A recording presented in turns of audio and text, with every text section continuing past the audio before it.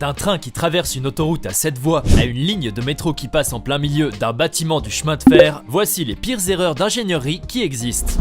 Regardez ces automobilistes qui sont en train de rouler sur cette autoroute. Beaucoup fréquentent cette route à 7 voies pour se rendre à leur travail ou pour rentrer chez eux. Ils roulent donc sans aucun problème, quand tout à coup, ils voient un train surgir de nulle part et leur barrer brusquement le passage. Regardez! Eh bien, ces automobilistes, notamment ceux qui sont habitués à fréquenter cette autoroute qui se trouve dans la ville de Bakou, la capitale de l'Azerbaïdjan, connaissent bien l'existence de ce passage à niveau invisible. En voyant ce long train de marchandises qui s'apprête à traverser cette autoroute, certains freinent un peu brusquement, tandis que d'autres appuient sur le champignon pour franchir rapidement la voie ferrée invisible avant l'arrivée du train. Dans les deux cas, ils parviennent à éviter un malheureux accident, non sans avoir eu une belle poussée d'adrénaline. Tout ce qu'il leur reste à faire, c'est attendre patiemment que ce long train soit passé pour pouvoir reprendre leur route. Nul ne sait comment cette voie ferrée sans barrière et sans panneaux ni feu de signalisation s'est retrouvée au beau milieu d'une autoroute. Mais tout ce que l'on peut dire, c'est que les automobilistes qui conduisent dans cette partie de la ville de Bakou sont devenus extrêmement vigilants. Vous aimez cette vidéo? Alors n'oubliez pas de mettre un pouce bleu, de vous abonner à la chaîne et d'activer la cloche pour recevoir toutes les notifications et ne rien rater de nos prochaines publications. On continue.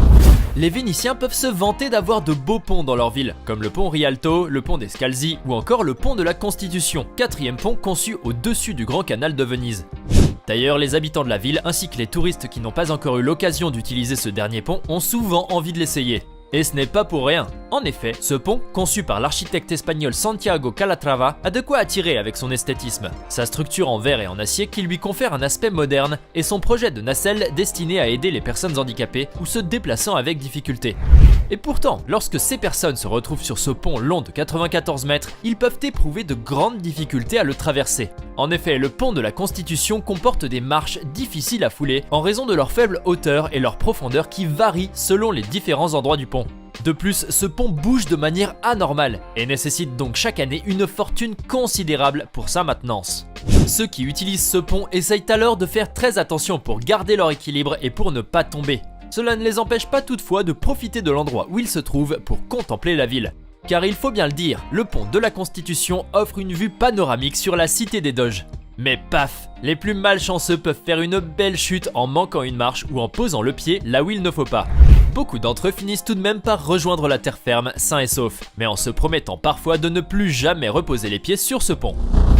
Cela fait une vingtaine d'années qu'une équipe d'ingénieurs a été désignée pour la construction d'une ligne de métro à Chongqing, une ville chinoise qui compte plus de 30 millions d'habitants.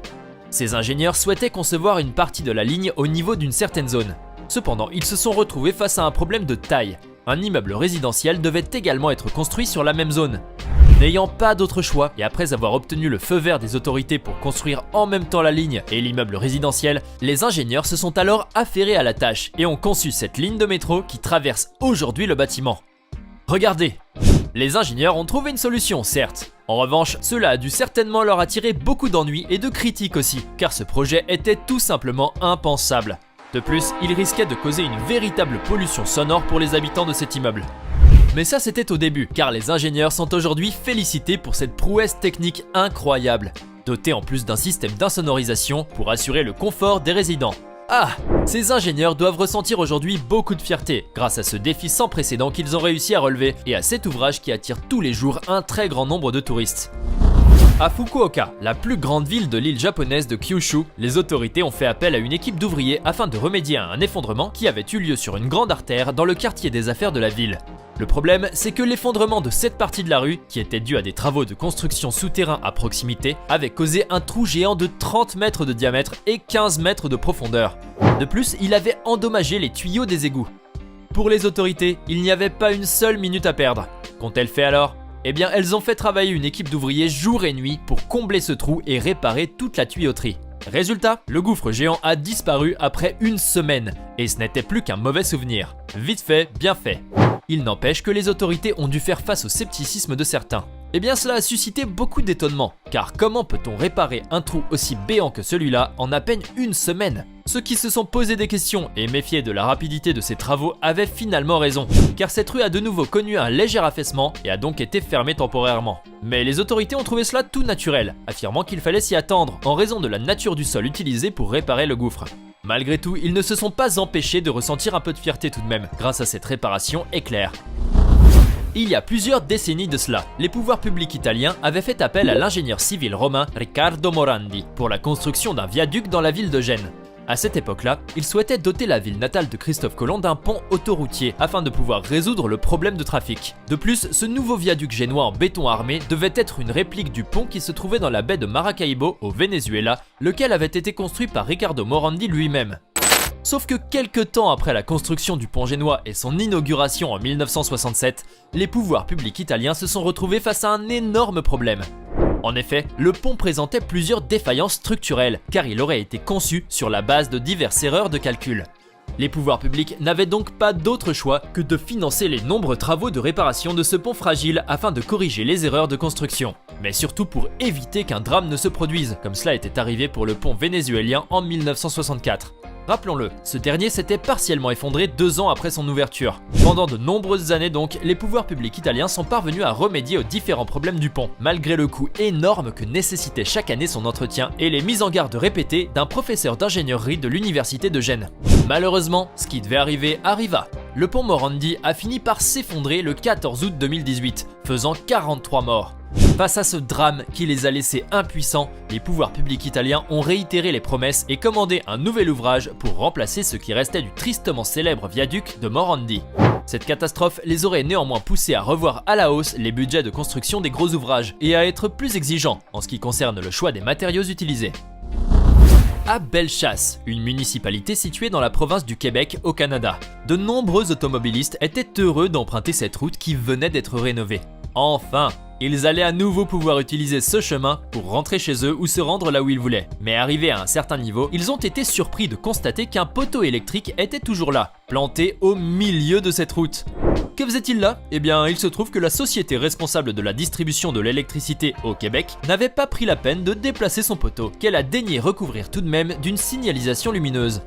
Il semble qu'un manque de communication entre les équipes d'ingénieurs des différentes organisations serait derrière ce problème qui a donné ce résultat décevant, aux grandes dames des automobilistes.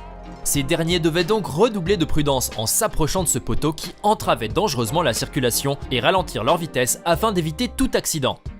Ils pouvaient ensuite poursuivre leur route normalement et en toute sécurité, non sans ressentir une certaine frustration.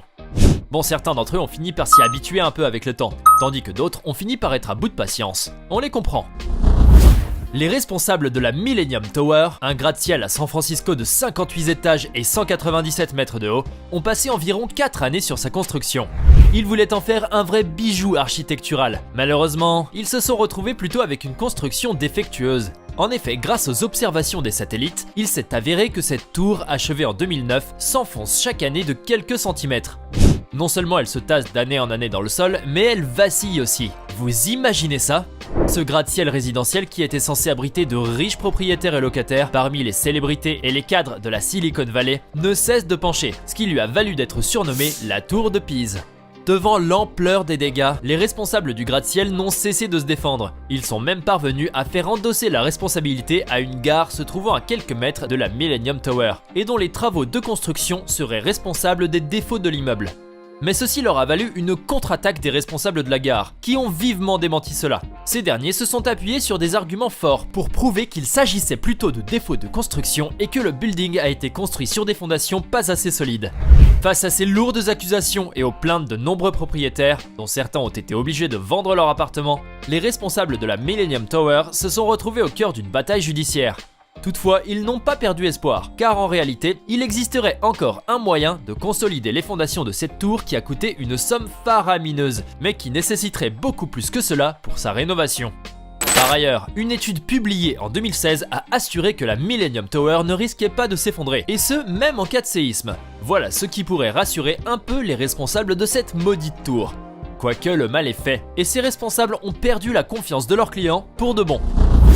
Le conducteur de ce train, appartenant à une société de transport ferroviaire de marchandises aux États-Unis, doit être habitué à parcourir tout type de distance. On raconte qu'à bord de ce train que vous voyez là, il était parti de la ville de Defiance en Ohio et se dirigeait vers la ville de Cecil, située dans le même état, afin de récupérer une série de wagons. Mais sur cette distance courte qui relie les deux villes, il s'est tout à coup retrouvé sur une voie ferrée incroyablement sinueuse. Regardez comment ce pauvre conducteur fait avancer son train doucement sur cette voie ferrée non maintenue et qui serait restée négligée pendant de très longues années. Nous sommes à peu près certains qu'il a réussi à dépasser ce chemin périlleux, mais cela a dû lui demander énormément de patience et d'efforts pour ne provoquer aucun accident et ne pas faire tomber son train. Car on le sait très bien, bon nombre de déraillements de trains sont dus à de mauvaises voies ferrées. Bon, ce n'est pas facile de devoir rouler sur un chemin de fer aussi risqué que celui-là, mais bien qu'il ait été à bout de nerfs, ce conducteur a sans doute fini par retrouver son sang-froid et oublier cette maudite voie ferrée. Du moins jusqu'au chemin du retour. En revanche, grâce à cette vidéo virale qui a été largement visionnée sur internet, ce conducteur de train a suscité l'admiration de nombreux internautes qui ont salué ses efforts et ses compétences. Vous venez de découvrir certaines des pires erreurs d'ingénierie qui existent dans le monde. Dites-moi, lesquelles vous ont le plus choqué? Connaissez-vous d'autres erreurs graves qui sont à l'origine de constructions défectueuses? Laissez-nous vos réponses et vos impressions dans les commentaires. Et comme toujours, n'oubliez pas de vous abonner, de liker et de partager cette vidéo.